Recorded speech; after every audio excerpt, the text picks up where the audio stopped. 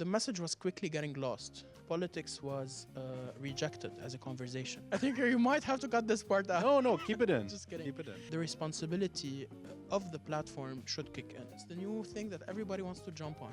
Maybe growing up in Lebanon, you become a little bit more skeptical and you become a little bit more paranoid. We could almost produce everything without spending a single dollar.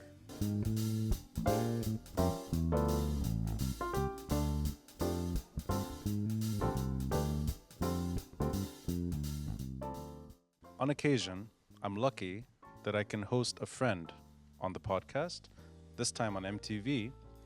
The reason I wanted you to be here is because I think you're the kind of person that can offer perspective on exactly what we're doing right now. If you throw this back a few years in time, this really wouldn't make much sense.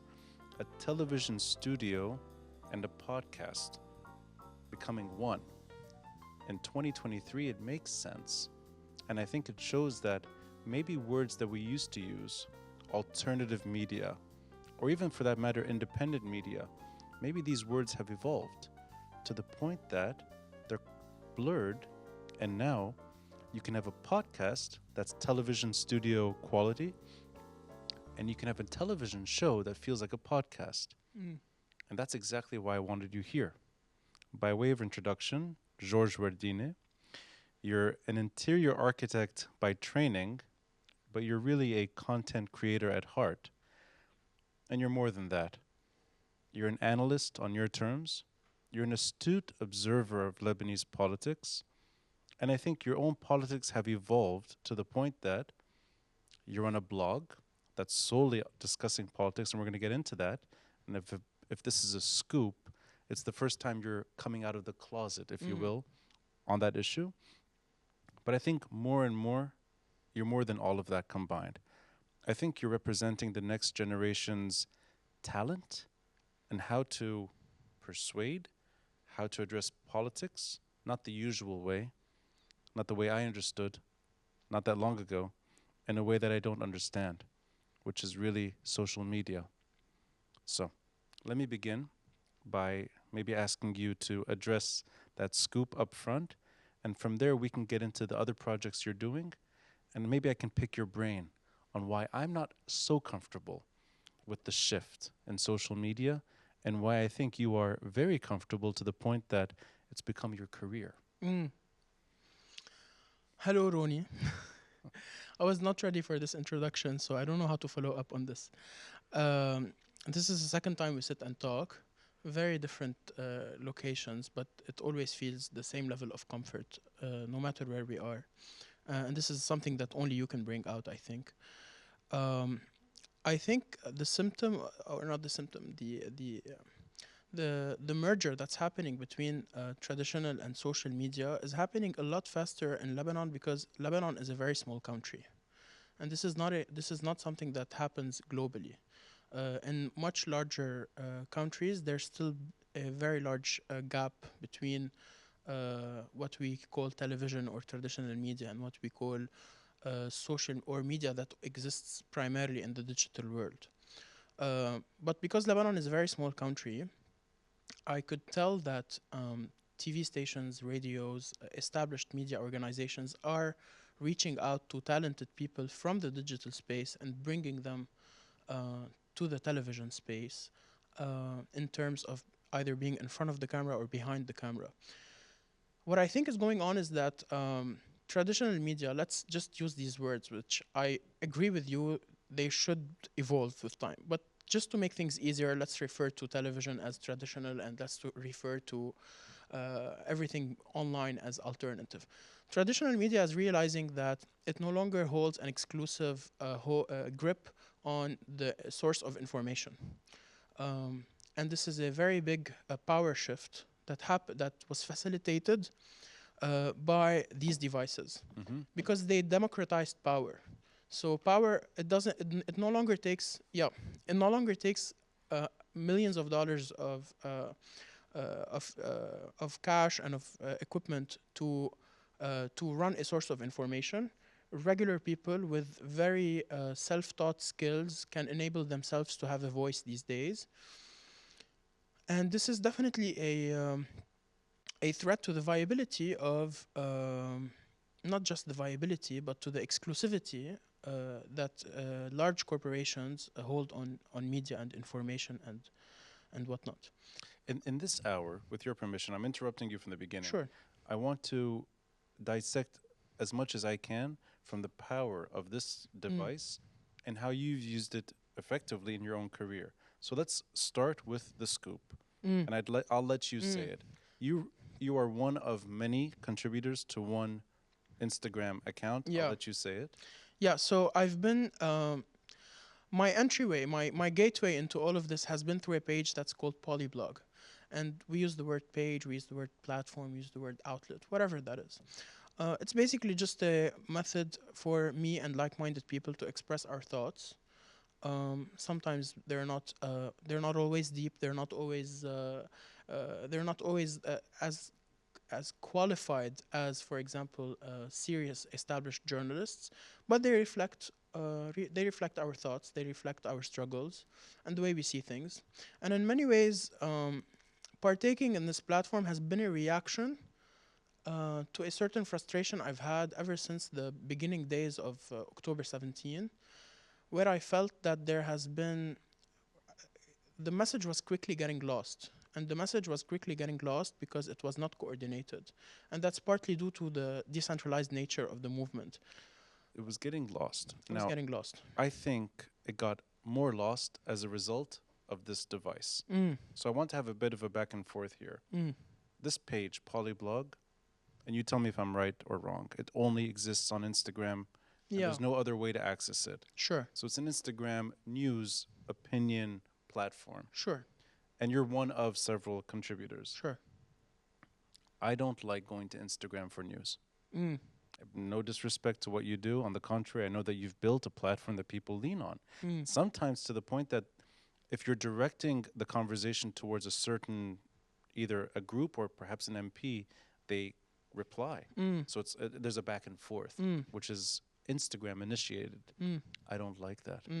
I've had this conversation with other, maybe slightly older content creators that are in the content creating space that also feel uncomfortable going to social media to analyze. And maybe this is just an age issue. And I also will add to that, I don't like short attention spans when having to understand deep, very complicated issues. So in my mind, this makes it harder and the messaging gets further diluted. But you're saying the opposite. You were trying to use Instagram to redirect the conversation in a more unified way. Let me just explain why we have different perceptions on this.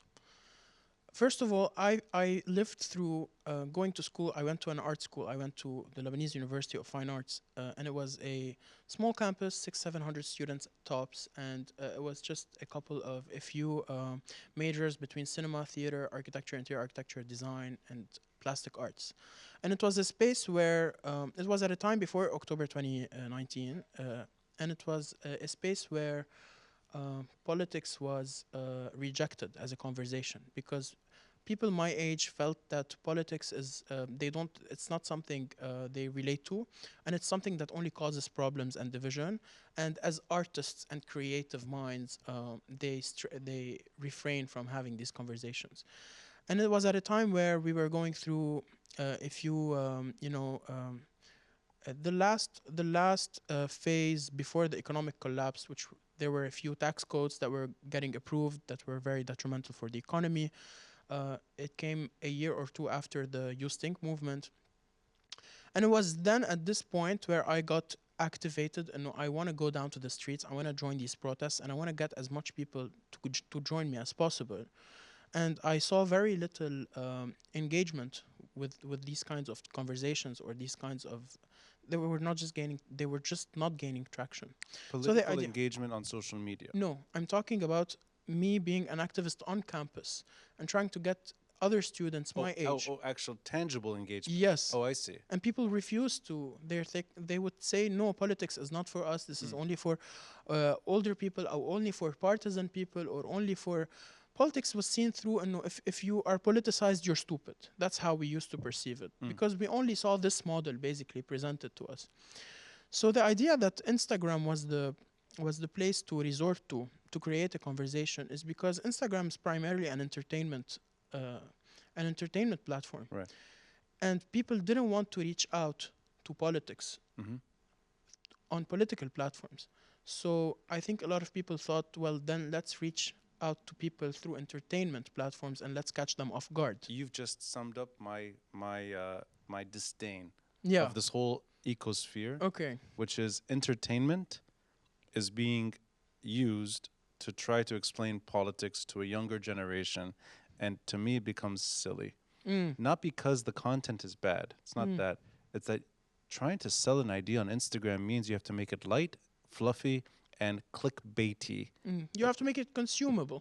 Yeah, this is where everything for me goes wrong. Right. And I will sort of compare. I was forced onto Instagram by sheer nature. You do well on Instagram, Bas. Maybe I do, but I don't like it. I don't like getting sucked into swipes, fast engagement, and I become more irritated than knowledgeable on a subject. But the reason I'm approaching it this way is because since I've met you, and it's been a post October 17 sort of interaction. Sure. You've always reminded me that no, there's a use here.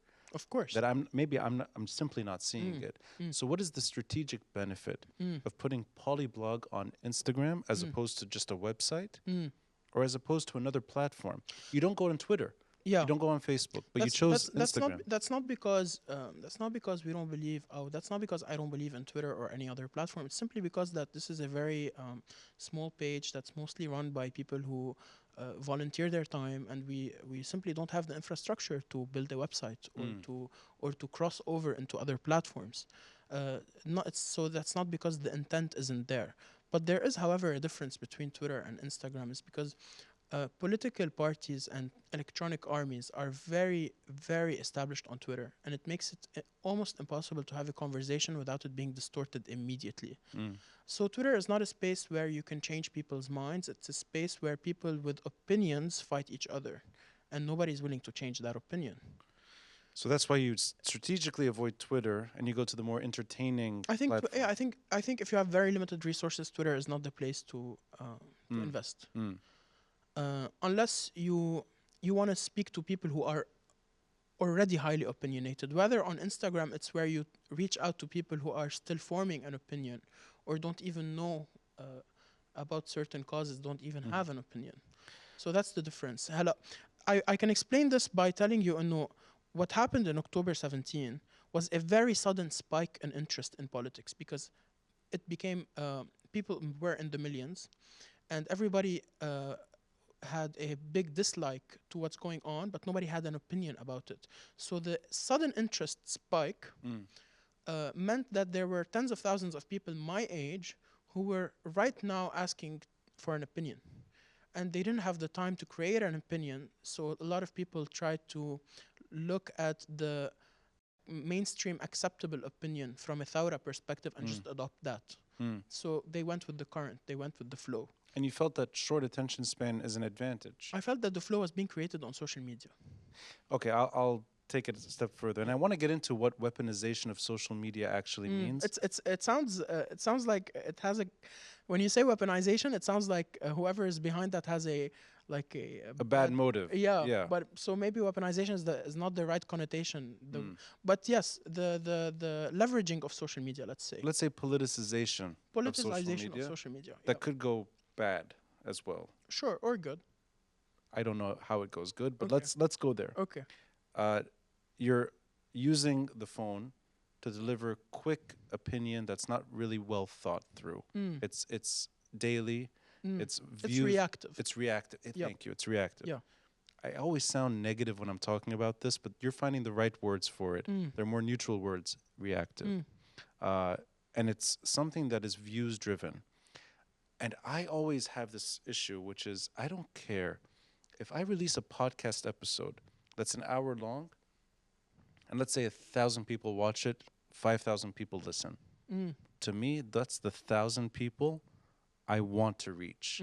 And they took the time to actually listen enough to let their minds appreciate the content as it stands. It's almost like, how can you watch a movie that's only 5 minutes long? Okay. You know, wait, hold on.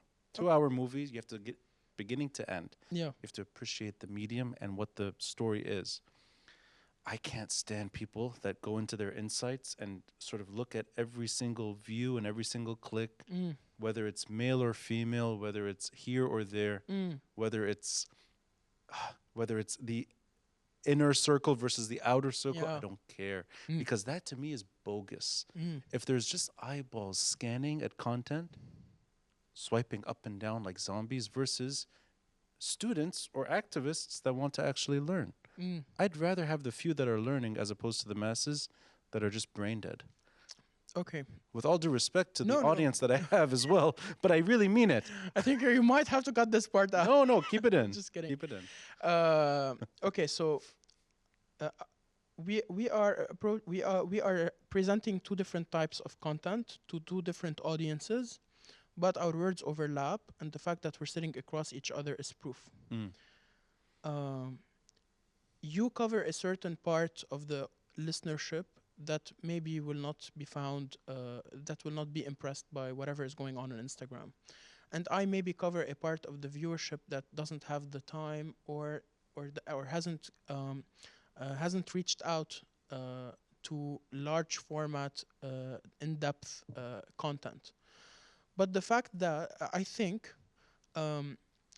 opinions like yours and opinions like other existing platforms in Instagram, they all influence each other to a certain extent, and they morph into each other, I believe. And that's proven by the fact that me and you are here sitting on the same table. That's actually well said. Because we have a very small pool. We actually have a very small pool, both of us combined. We have a very small pool of listenership and viewership. And I don't mean just as a single platform or as a single podcast. I mean, those two approaches, we're speaking to less than maybe a few 10,000 people, and that's it.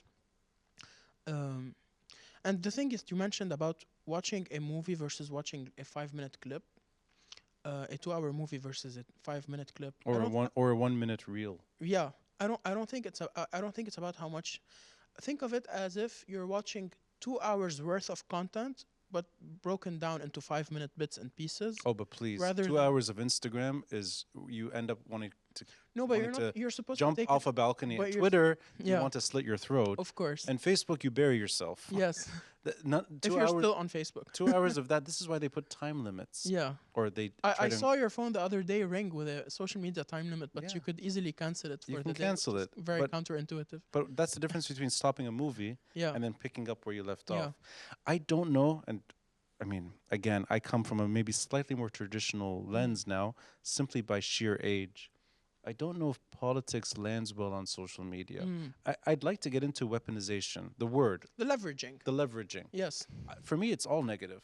Okay. What is positive about that? People are screaming, metaphorically, screaming at each other. Pages attack each other. People accuse each other of things. And Twitter is where it really gets nasty.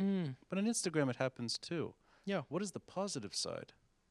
Is it simply that you're persuading, and that's positive? I think, first of all, sparking interest for a very neutral audience is very good. So having engagement is better than not being engaged. Now, how can you turn negative engagement into something constructive? This is where the responsibility of the platform should kick in. Are you going to be engagement or like driven?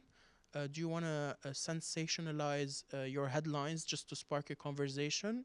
Or do you want to try to create a middle ground, or not a middle ground, but actually a ground where people could listen to each other? This is really about how the content creators, how responsible the content creators are. And what they want out of it. Of course, reactive emotional headlines are going to draw a lot of engagement, and with engagement comes a lot of polarization. So this could be an aspect to it, but this is also something that happens on traditional television stations and newspapers.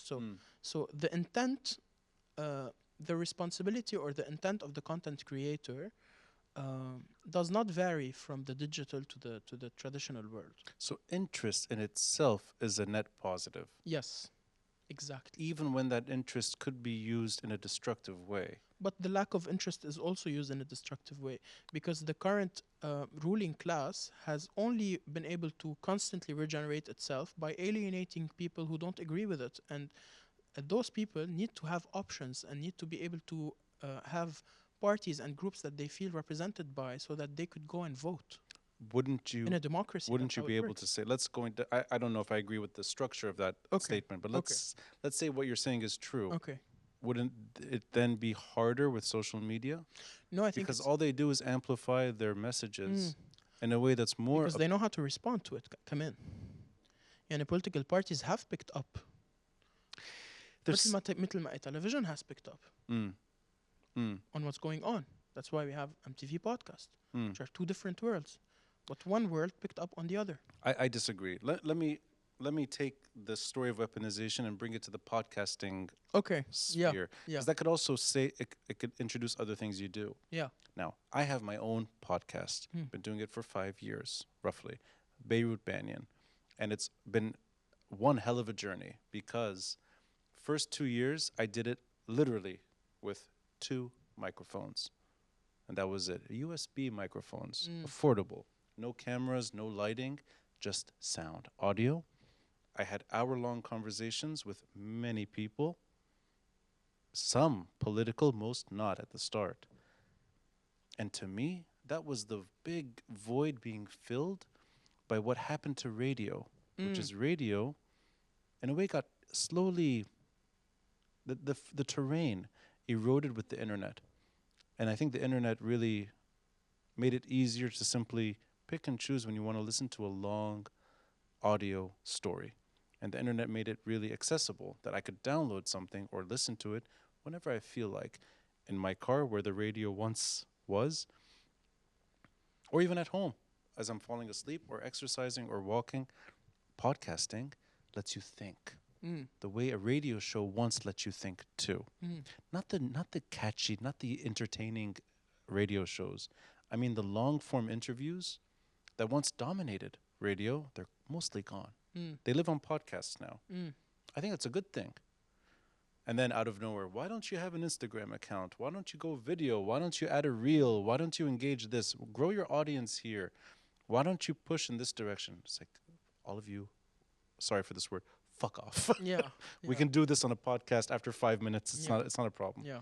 That to me is all silly. I want the story to work, and I want the narration to live on its own, and I want people to access it. Shorter attention spans, I think I discovered over time, is where the views are, where the insights are, and that to me was never an ideal. I don't care. I really don't care. Add to that the push to always publish on social media is the complete opposite of what a podcast is. Podcast is really meant to be patient, soothing, and engaging. Social media is almost like bullets being shot all the time. Now, in that world, I evolved by pressure. I have cameras now. I have some lighting. I do live episodes where the audience shows up. I'm on MTV podcast as well.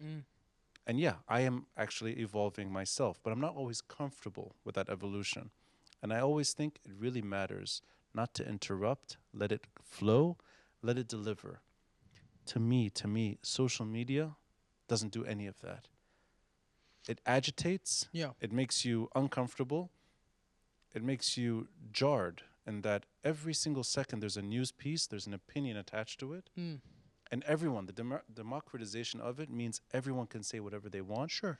And the story gets further diluted. Even when there's a page like PolyBlog trying to do that.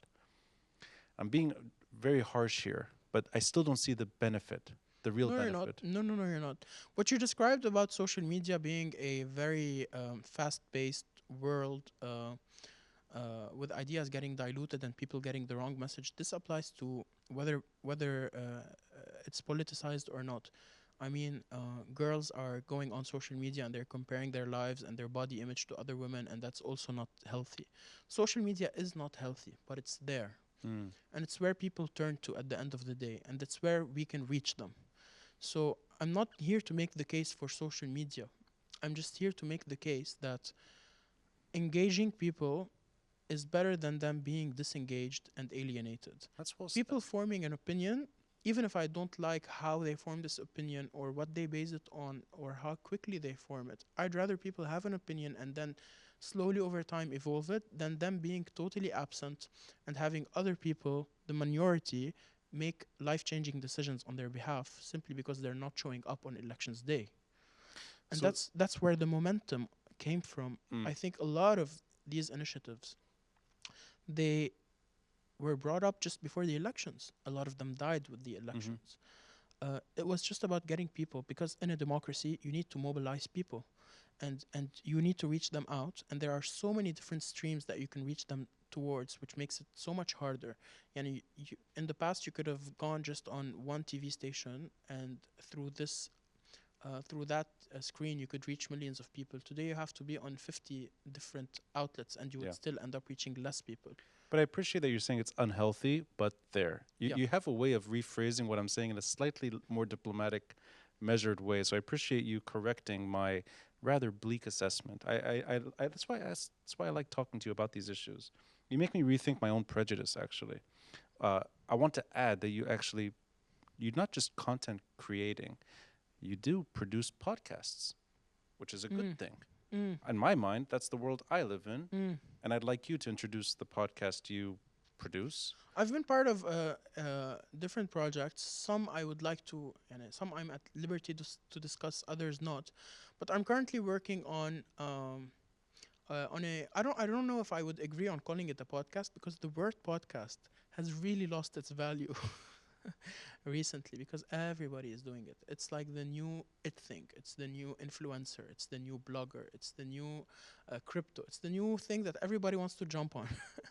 So I think I think for any like audiovisual digital project to function, it should no longer include the word podcast in its title, Hmm. because the word has been Well, a overused. podcast simply means a broadcast with an RSS feed. Mm.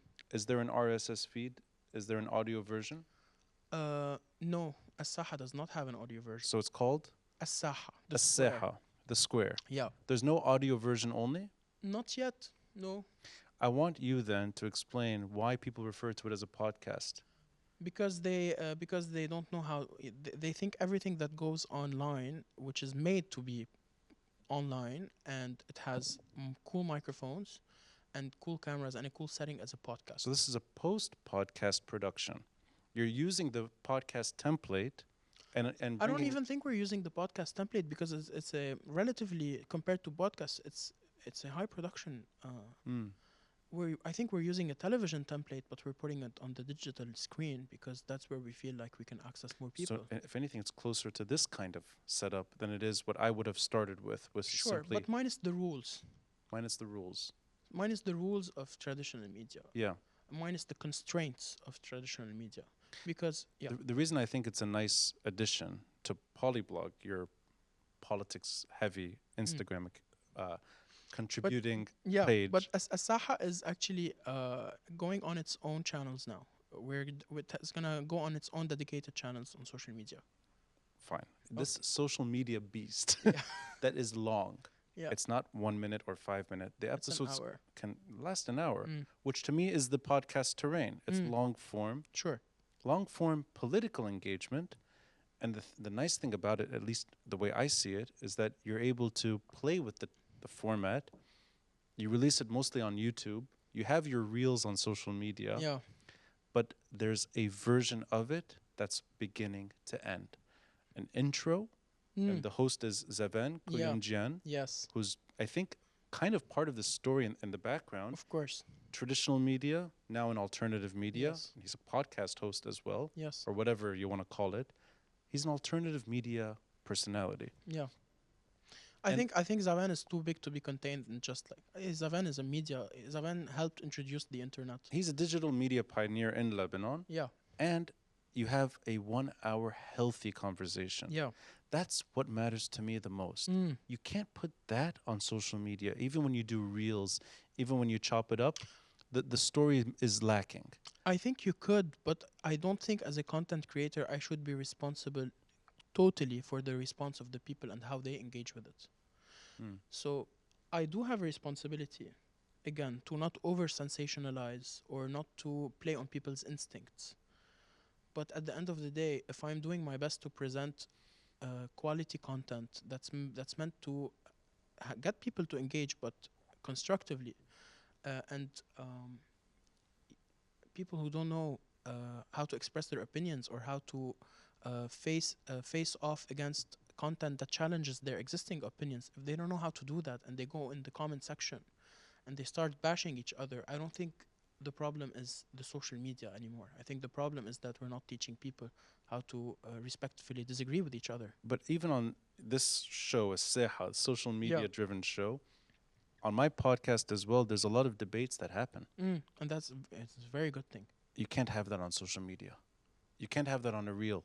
It becomes friction, it becomes anger, it becomes opposition. A podcast makes you listen to 2 or maybe 3 or 4 sides. There's 4 microphones here. There could be 4 guests talking about the same thing. No one is overshadowing. No one is trying to attack. We're listening. I think that advantage is what a podcast has as opposed to Instagram. So the question to you is, would you like it more if people turned off the comment section under their posts, so that they would put their information out there, but people can't use the comment section as the playground to bash each other? I would like 2 things to happen, which are not going to happen. That, Okay. which is a hard thing to encourage, Yeah. because that's where the It friction, goes against the nature of social media. democratization and all that. That's one thing. The other thing, I think, I don't know if I can, I, I I would like social media to go away. Mm. I would like for these apps to commit suicide. Mm. I would like to go back to a time where you had to read, you had to think, you had to listen, and not every event deserves an extreme opinion. And I don't think societies fare well in this format. I think they erode. Now, there's a lot of debate, there's a lot of stuff that has to be engaged. I don't know if this is the way to do it that improves society. I think it makes us angrier, it makes us hate each other more. I don't like it. But Ronnie, we've been fighting world wars before social media existed, and there has been Nazis and fascists and people able to propagate very hateful, very violent discourses and opinions, and people were still eating them up, even if they didn't have the fast access to them. So I don't think this is a social media issue. I think this is a human I nature think issue. it's a psychological issue. It's a human nature issue. Yes. We just accelerated, or we just created an extra space where this could happen. These apps are not friends of thought. They're meant to encourage you to stay on them as much as you can, to post as much as you can, and to grow and to engage only for growth, not for thought. That means if you have an idea that's not growing naturally, you're forced to take an idea that makes it grow in a way that's skewed. Sure. I hate that. That's where, for me, it's the thought process is That's done. yeah, that's made worse by the competition. No, that's built into these apps. Because it pits platforms against each other. Not just that, even within the app. Yeah. Even within the app. And I don't even want to discuss TikTok because I don't have TikTok. I'll Me never have neither, TikTok. by the way. Yeah. No, but I guess what I'm trying to say is you're right in that it's a fait accompli, and how you use it in a way that's more meaningful, I think, is the right strategy. But in a alternate universe, I still appreciate thinking calmly as opposed to fighting irrationally. And I want to get into sustainability. I struggle to make money off of podcasting, but I'm okay. I depend on donations. Donations from the audience. They're not always that great, but they're keeping the podcast alive. YouTube ad revenue is not big enough so that you can actually live off of it. But I know people get funded, people get sponsored. Can you tell me a bit about that journey? Mm. Why certain pages want sponsorship and why some refuse it, and whether or not you have an opinion shaped on that?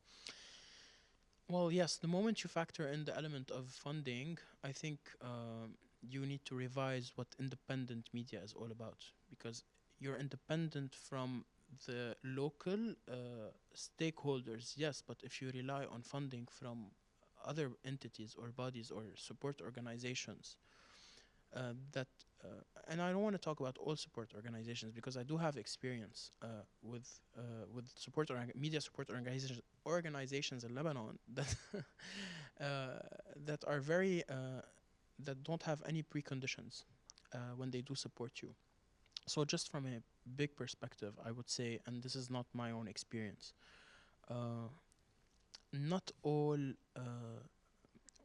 I think we should just reconsider what independent media looks like, because you can go on a lot of existing platforms websites and you could see a list of donors which is made public, which is great. But then if you would look into the donors, you could see that well, you could be pretty sure that a lot of these organizations do have political agendas, and if they're sponsoring you, then they do expect something in return. I think maybe growing up in Lebanon, you become a little bit more skeptical and you become a little bit more paranoid, Mm. because we're not used to things coming without a expected return. But I have very limited knowledge in this space because I don't do a lot of effort to reach out to get funding, and this is why I guess, uh, relatively speaking, a PolyBlog, for example, is still a very small-scaled uh, page. It's semi-professional, to say the best, at the current moment, in terms of it's not able to consistently produce content with quick enough reflex with all of the kinds of expertise that we would have liked to have on the team, ideally. But is there an absolute to the word independent? In other words, if a Yeah, there's page, no such thing as totally independent. but let's say a page Yeah, is funded yeah, by an NGO or yeah. by whatever, a doesn't have to be an NGO, it could be there's a private funder, or could even be a source that they state and sometimes they listed Mm. beneath.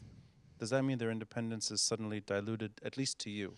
I think if any platform does not have the ability to run on $0, then it's not independent. Mm.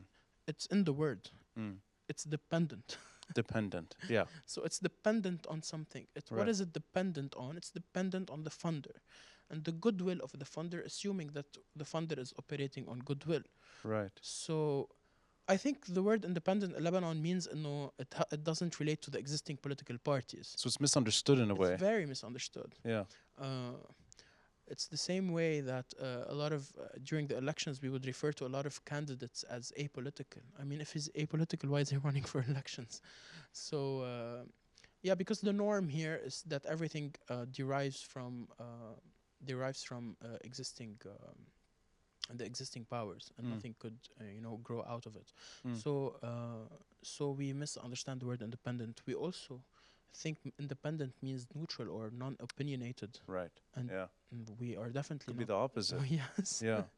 I don't think anybody without the motivation to spread a certain idea or opinion would go through all of this effort. If you don't have an opinion, there's nothing for you to fight for. So if you've entered this circle and you've put in a lot of effort, it means you obviously do have an opinion, and you're not equidistant. And I don't think you can be equidistant in Lebanon. يعني, and we're gonna enter in a different. Let's not go there. But I know in Lebanon you cannot be equidistant. So the word in itself doesn't really mean much to you, but you have to support the idea that it can live without funding for it to be Yes, worthy if of. it can live without funding, then Yeah. it is truly independent. Right. Yes. And is that the kind of page on social media that you turn to? I mean, I do. We do. We could almost produce everything without spending a single dollar. And that's, yeah. That's, I think, where the lure is to something like Instagram. It's free. Not just that, and that's, I want to drive back to the age thing we started off before. These devices, let's look at the good stuff. They have provided people with tools to express their opinions, and not just pages. I mean, you could go on Canva, which is like a free app Mm. that could replace graphic designers, Yeah. and you could create your own banner. Yeah. You could go to AI and create your own or spell check your own text. There are so many tools that are readily made available for people to use, so that they could be totally self-sufficient and self-sustainable. If they want, if they, which you can use it in many ways. You can use it to start a business, but I'm talking about the social media, political platforms. This phone can contain all of the apps I will ever need, and they're all free. They're all free, but in a way that's, I mean, I don't want to get too deep into this. Yeah. It's not free. Mm. It's robbing you of everything about you. Your privacy is gone. It's putting you in a trap Mm. where you have to produce content for the app. It's ad driven, not for you, for Mm. the app. Mm. That free the deal everyone is making is that we're going insane. Mm. The freedom, I think, the payment fee. Twitter now has it. Mm. You pay something like $10 or $11, you get a blue check, That was a disaster. and it lets you put something like 15-minute videos, maybe, or something Yeah. like that. Yeah. Maybe a little less. The tweets can be longer. You can edit the tweet, Mm. but it's still, even with that They're payment, monetizing. they're monetizing. Yeah. Yeah, that monetization is why I did the podcast. Is I Mm. don't want it monetized. Mm. I don't want. I don't mind people donating Mm. because that's their Yeah. way of appreciating the content. You make less money, but I think you retain your sanity. Mm. Let's wrap it up with a thought. We're sitting with that sign behind us, Yeah. right? I never imagined I would see those two words together, those two phrases, MTV and podcast, but that's how things are now. 2023, television studios are producing podcasts, even when the word may not be applicable anymore. Mm. And It's we're just a format at this point. it's just a format. You and I have our own It's social an media. aesthetic. We have social media platforms. You live off of social media. Yeah. You're a content creator. I don't.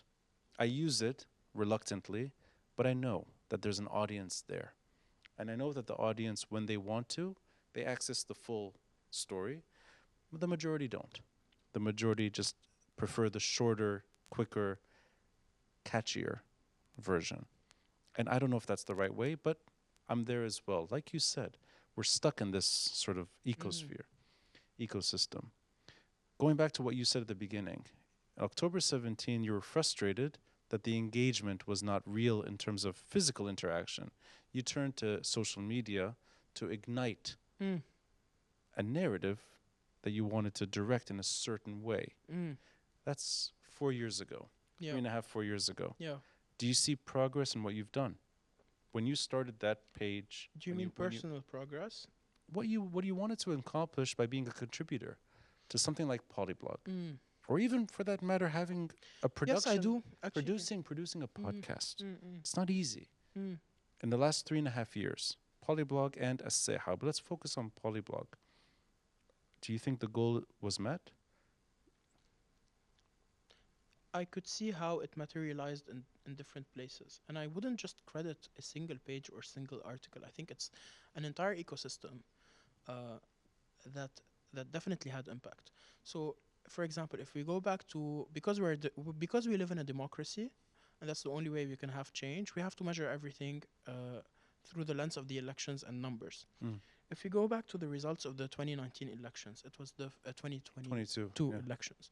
It was the first time that there has been a very large a chunk of voters who went out and voted to new propositions, and people who are not they don't stem from existing political parties or problematic political parties, or they don't hail from money and power and influence.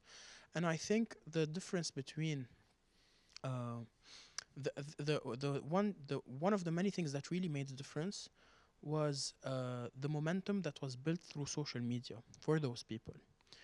And I could tell you from personally observing the insights of our content in the lead up to the elections in the just last 15 to 20 days. And that's one indicator you could look at, is the amount of people who would send your contact to someone. So if you make a post, for example, and we did this prior to elections, we made a post that would say, let's say if Mark Dow wins, Talal Erslain loses. So the amount of people who sent this out to each other exceed the amount of people who even double tapped. So we're talking about hundreds of people just sharing this 10 days before the elections, probably to people they know vote in this district, to tell them that if this person wins, this person loses. This excitement, this momentum was built, I think, primarily on social media, and it could have only spread this like wildfire on social media, because TV content cannot be, it doesn't spread. It's a large volume of people who watch it once, but that's pretty much it. It doesn't exist anymore. You watch it once and that's it. But social media content is always there. So You just I'm gonna interrupt you one last time, and sure, I'll let you wrap sure. it up though. You just explained exactly why I don't like social media. Just right there. What do we know about Mark Daou or Talal Arslan to form any I don't know opinion? anything about Mark Dow, but back then, but I know a lot about Talar Islan to know that I would much rather Yeah, but him but you out. can't do that And on a that's the post. punitive voting. That's the idea of punitive or sanction voting. But that's on social media. You're adding to it. Mm, I have nothing against Mark Daou, and I'm not trying to elevate anyone, sure. Talal Arslan or otherwise. But that's meaningless. Mm, It's a meaningless post mm, that's just gaining traction. mm. And I don't know if that's where society The should be. alternative It would makes have Mark been, Daou, yeah. it undersells his story. Mm, It makes him actually, it doesn't let him, even when he posts on Twitter, I don't appreciate that. mm, Let's see what you've done. And take your time explaining it. A tweet doesn't sell anything. mm.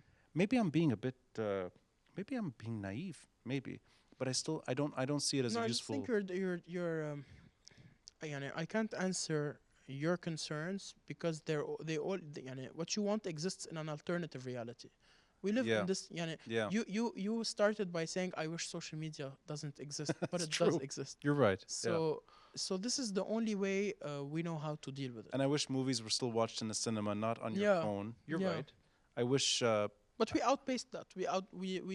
Maybe you could argue that we evolved too quickly, but we did. Um, and nothing is a constant. Maybe social media will be irrelevant 20 years later, where people are, I don't know, live in virtual realities and And you live credit on a chair. you credit a page like the one you helped create, PolyBlog, Yeah. as one that shifted the discourse to a better place in your mind. In my mind, because that's totally subjective. I credit social media for being able to mobilize the portion of voters that was previously alienated. And it's not just social media, because there had to be options that we could endorse. But it's definitely one of the key elements. And if you look, for example, at South 3, the election results of South 3, um, a candidate that was only supported on social media and on grassroots initiatives was able to beat his counterpart who hails from banks and is backed You're by referring to Firas Firas Hamdan. Hamdan and Marwan Khairuddin. And I don't think Firas Hamdan would have won without social media. Really? Now we You, can, you think that's a social media victory? I think this is a victory for everything that is grassroots and everything that is and social media initiatives are grassroots. So yes, I think social media is the speaker, is the megaphone, but I don't need megaphone the page. It's the megaphone of the grassroots, of the regular people, of the average people who are able to have a voice and to build to organize. Then let's wrap it up by me asking you a final question. You've eloquently outlined the positive angle for this whole machine. Mm. I share the sentiment, and you can take me there. I think you have far more expertise in this world than I do, and you're able to instruct me on what I'm getting wrong. That's the positive side, and I see it now. Could you also say that there's the negative side, which is equal? That this Sure. is a manipulative, anger-driven, Mm. insight-focused beast that can also rotten the discourse on the way. I could say that um, media that is meant to serve politics, that meant to serve politicians, um, will use the easy way to trigger people. And the easy way is what you described. Mm. So it always sells more and it always spreads faster when it evokes emotions. Mm. Um, And it doesn't have to be negative emotions. Look at why cat videos are so popular on Instagram or Twitter or Well, TikTok. that you just exactly. Because they evoke emotions. Yeah, but So what you're I don't know saying what is you the want people. emotion there is a good one. You're a cat person, Ronnie. Come on. Exactly. I'd rather pet my cat. I'd No, no, rather. but that's a different. But yeah, but Well, maybe it's the same thing actually. People have become stupid, George, mm, and I'm one of these stupid people complaining about stupidity. I don't. You have the last word here. I'm not sold yet on the strategic advantage of improving the discourse through social media, mm, but I am sold on the capabilities, which you just said, and I haven't thought of this thoroughly, that people that don't have access otherwise, yeah, that's the whole mm, that's the democratization of the internet mm, and why the world is a lot smaller than it used to mm, be. And we can all go on these apps all the time and share whatever we want. But that net positive side, I don't see it. mm, I see a net negative in mm, total. mm. And you have the last word. But okay, but I think if we put up any kind of charts, statistics, numbers, of the advances that were made in the last 50 years and 30 years and 20 years in human rights issues across the world, we could most certainly see an overlap between the rise of social media and the advancement of human rights causes, because marginalized people and people without a voice, they were not part of the discourse until they had to do it themselves. So I think if we put up charts and we measure a peace index, human rights index, advancements in multiple issues, and the rise of social media, I think we would see an overlap. And this could be an interesting case study that just That's a answers the question scientifically. that's a fascinating way to leave this episode. In other words, you just suggest something which is also there's facts based here that marginalized causes are now not marginalized. Yeah, they're mainstream. They're mainstream, maybe to a point that they become over exaggerated, perhaps. They're not Overpowered. overpowered too. Mm, But talking to you about content, I think cannot be done on social media. It can be done on a podcast. mm, And that's the advantage of maybe having all of these different things at once. mm, We can talk about short attention spans on an hour long podcast in a television studio. mm, So there's a shift in the media landscape that's, I think, very fast. It's our shared story. It's this generation that's quickly adapting. You've adapted successfully. PolyBlog Assaha. You should be proud of these accomplishments. I've evolved mm. in my own way. And I hope we can pick up from this later and see whether or not this is actually a good thing or a bad thing down the road. Maybe I'll be persuaded to what you're saying as well. Thank you, Ronnie. Thank you, George.